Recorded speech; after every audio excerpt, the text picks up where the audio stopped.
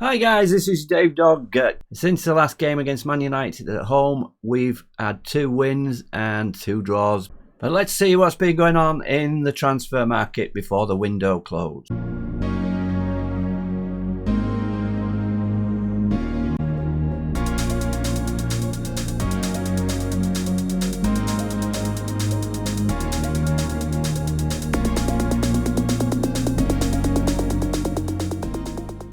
On deadline day, we added a striker, Uruguayan from Penarol.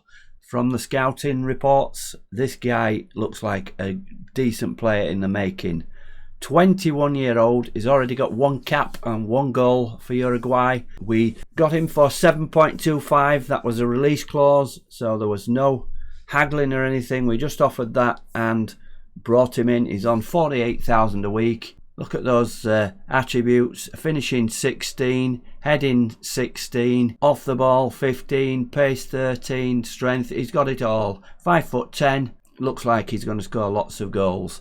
Just had 1 sub appearance so far, but he scored a goal in the under-23s before that. So he doesn't know any English. He's gone on the crash course for the English.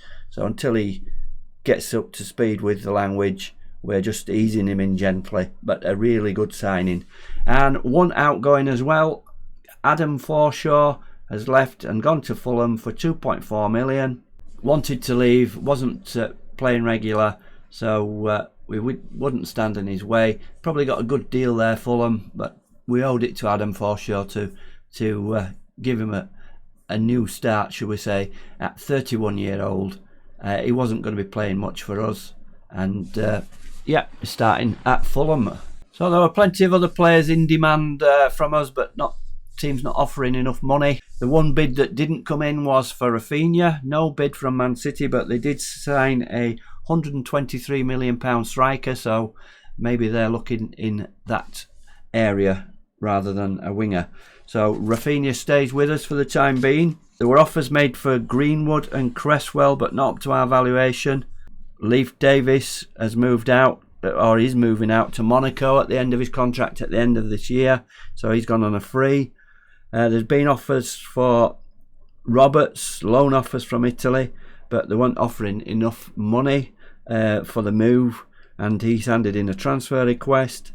Same with Cooper, he's handed in a transfer request, he's unsettled. Again, there's been offers for him, but not up to his valuation, so they both got contracts to 2024, so no rush to get rid of them at the moment, and they'll stay put unless we receive a decent offer. There's still transfer offers coming in from other countries. I don't know why, whether they don't have windows or not, but we're still getting offers in from, particularly in America, so there's a possibility that they may move. On the staff side, we've sacked Andrew Taylor, our under-23 manager. The reason being was I couldn't move him back to his loan manager position. He wanted to be under-23 manager, so we sacked him. And we've got a new under-23 manager. He's just waiting for a work permit, so I'll tell you more about that when it happens. The loan manager position was vacant as well, and we've got the old favourite, Andrew Hughes, has come back. He is our loan manager, and he's really happy to be that, and it's really boosted morale with the fans that fans' favourite Andrew Hughes comes back. Before we get to today's game, we'll just look through the fixtures, and especially the FA Cup. We beat Forest 2-1 in the 3rd round, away to Swansea in the 4th round, and what turned out to be a comfortable, although 2 second-half goals it took to beat Swansea 2-0, Awoniyi and Harrison. I rotated the team a little bit. Livakovic came in and played really well. Cresswell and Cooper were the defensive pairing, and Jamie Shackleton got a game in midfield. Our new striker actually came on in that game, Agustin Alvarez Martinez, and played well. A good performance, and we're through to the 5th round then, where we are playing Tottenham at home. And that was our next opponent in the league. We drew 1-1 at Tottenham, an equalising goal from Brendan Aronson. Then we played bottom of the table Palace at home, and the 1-0 scoreline doesn't really tell the story. We had lots and lots of chances, and we were hanging on a little bit in a very Leeds way to the 1-0 win, but we should have been well clear. Awoniyi got the goal. And then we went to Everton. They are below us in the table. And again, a late goal. We got a draw there. We were losing. And an own goal. Again, though, we had lots of chances. And on the XG, I think it was about 1.75 or something like that. We should have won the game. So that's the story of our season since the Man U game. We've been creating chances but not taking them, but fairly steady at the back. We've only conceded 2 goals, one at Tottenham and one at Everton. And today's game is a big game. Man City at home.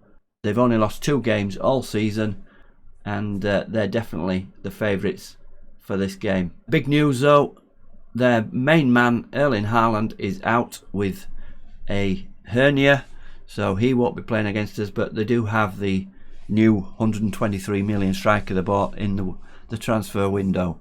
So let's have a look at today's team then. Livakovic comes in as goalkeeper.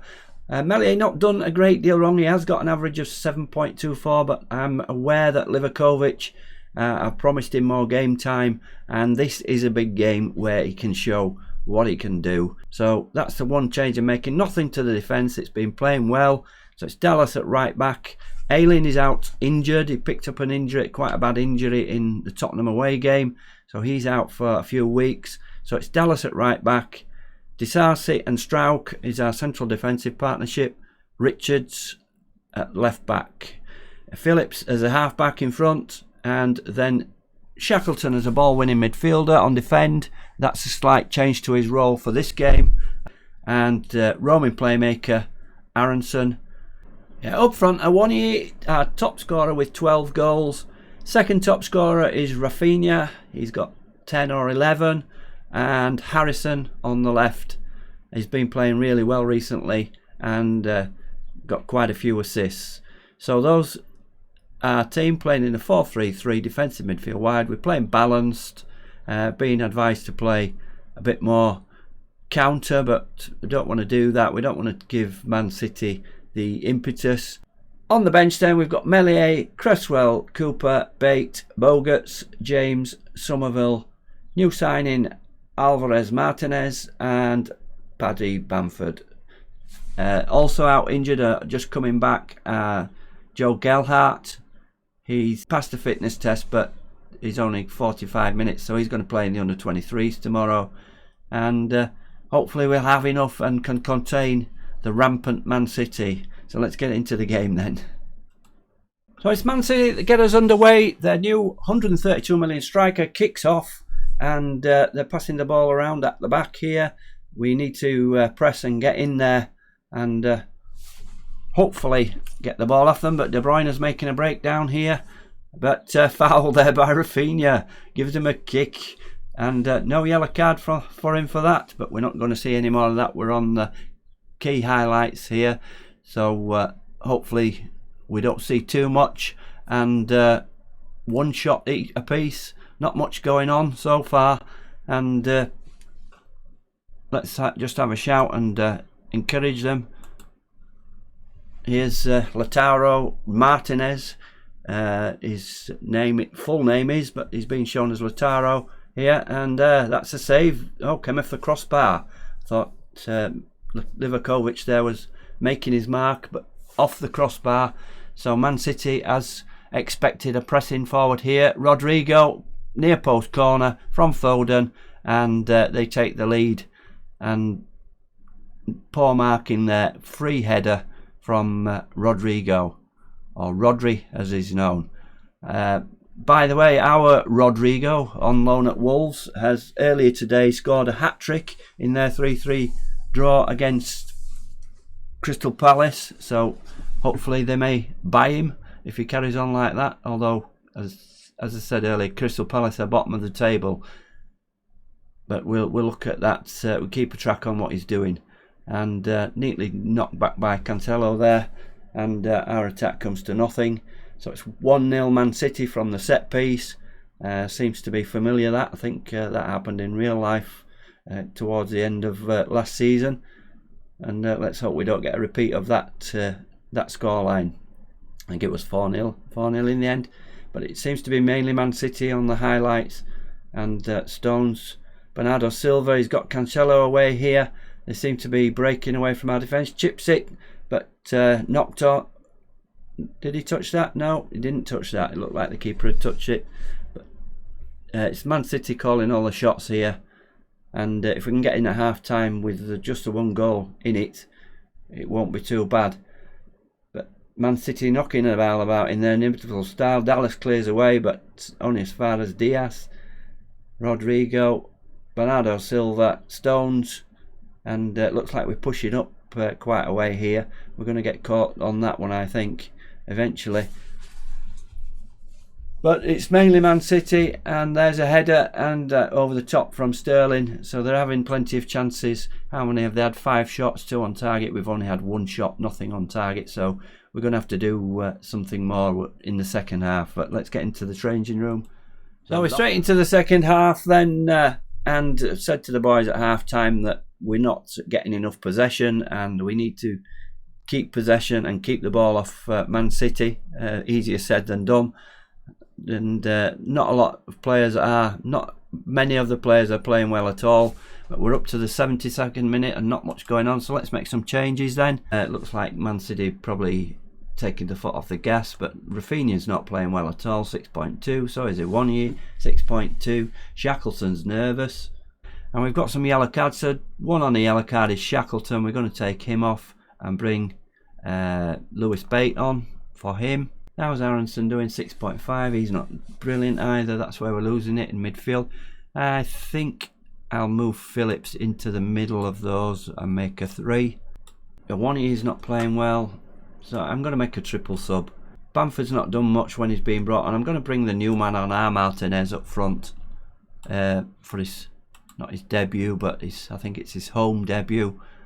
And advance forward, he's better than advance forward. Rafinha is on a yellow card and 6.2, so we've got to change him as well.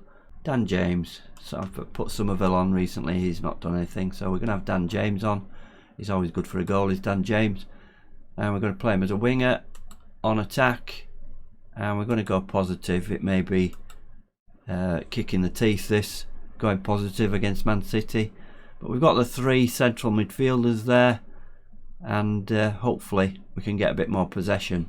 Those 3 changes then, let's see if that makes a difference. And not so far. And we're running out of time here. We've got a highlight. Could be a second goal because we've gone positive. Mahrez is away, but saved by Livakovic, and that was a good chance for them. Should have been 2-0. Livakovic saving, and it's a corner. Not another set piece, please. Get those front post players marked. Strauch heads out, and James has picked up, but he's lost it. He's lost it to Diaz there.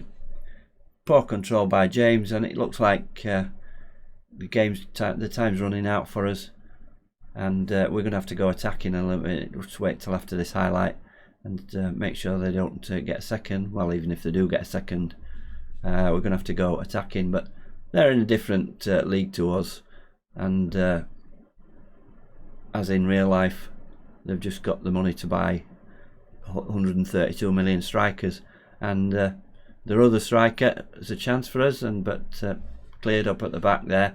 Richards has got it though. We're coming again. Richards, can he get a good cross in here? Gets there, plays it inside to Bate, back to Richards. Oh, gets past his man, puts it in the box. Martinez, Harrison, blocked. Bate again. We're knocking on the door here. Dallas, come on, let's get an equaliser. James, Harrison, tapping, yes, against his old club. 6th goal of the season, Jack Harrison, and James was well involved there. He's certainly a super sub, he's James. And we've equalised. What a goal. We just battered them into submission there. Dallas puts it in. James, saved by Edison, but tap in for Harrison. And it's 1-1. We're going back to come off positive. Come off positive, get back to balanced. And we're in injury time. That's it. 1-1 draw. A great result against Man City. And keeps our unbeaten run going. And yes, I would have taken that before the game, and we actually beat them on XG, 1.3 XG against 0.78. So a bad second half for Man City, and a good one for us. Jack Harrison, 8.1, is the man of the match, showing Pep why he shouldn't let him go, and certainly up for it in that one. And on further partner on the left hand side, Richards, 7.2. They're the only greens, but we had a lot of poor performances, so we've had a good result there. 87th minute equaliser from Jack Harrison, and we keep our unbeaten run going. So after the point against City, we're just outside the top 7 Euro places, 3 points behind Leicester, who beat Brighton 3-0 to move back into that 7th spot in the late game. Doing okay, 9 wins, 9 draws, 7 defeats, with a goal difference of +12. Tottenham, our opponents in the FA Cup, are there with us, 2 points behind in 8th spot. And yeah, it's going well so far. If we look at the momentum graph bar chart of the Man City game, you can see we definitely came into it after half time. Must have been my brilliant team talk at half time that told them to get more possession. And you can see in the first half, totally dominated by Man City. So a game of two halves really, and on the XG we did win the game, so there was something in it saying that we could have actually won the game. So this is our new under-23s manager, Denis Silva. He had been the under-23s manager for the UAE. He's left that job and was free, so we've took him on. Previously to that, he'd come through the ranks of management at Barcelona, moving on to manage the under-19s. So he's got lots of experience of youth coaching, previous to Barcelona Atletico. So he's working with youngsters, attribute 20, tactical 15, judging player ability. He's a top man, people management 14, motivating 12. All his do's and don'ts really add up to what we're looking for. 4-3-3 is his preferred formation, vertical tiki-taka, so he really fits in well. So let's hope he can move some of our young players forward. 40-year-old, so fairly young coach, manager, and we wish him well. So breaking news, Conte has been sacked by Tottenham. As I said, we play them in the FA Cup, so we'll be facing them with a new manager probably. Yeah, they've just lost the Carabao Cup 1-0 to Liverpool, so they've waited till after that. But he has now been sacked. They're in the 5th round of the FA Cup against us and just behind us in the league, so obviously not good enough for Tottenham. Cutthroat business at Tottenham, Conte sacked. Right, that's it for today's episode then. We're going to play through quite a few games now, and we'll come back in the middle of April. We're going to come back for this Villa game at home. Change to that maybe if we get through the game against Tottenham. I may bring you, I think it's a quarter final next, I may bring you that game, but keep notifications on, like this video, and please comment if you've got anything to say, and I'll see you next time.